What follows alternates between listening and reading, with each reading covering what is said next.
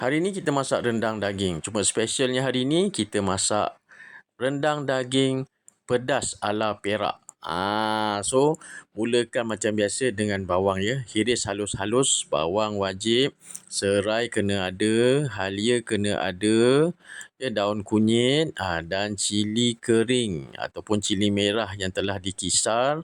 Semua kena hiris halus-halus, masukkan semuanya, campur terus ya dalam kuali, masukkan santan, ya, kemudian masukkan cili merah yang telah dikisar tadi dan korang terus ya terus biarkan di dapur tu kacau sehinggalah naik minyak dia dan kemudian bila minyak daripada santan tadi dah naik, baru masukkan daging. Ya, dan terus lagi kacau. Jangan tak kacau, terus kacau sebab dia memang makan masa ya untuk sampai dia kering tu.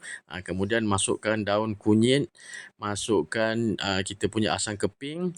Terus kacau lagi ya. Kacau untuk kita keringkan, masukkan garam ya. Kemudian masukkan kerisik. Kalau masak daging ni memang saya akan masukkan kerisik sikit. Lagi sedap rasa dia. Kacau sehingga dia jadi rendang daging macam ni. Okey, so selamat mencuba.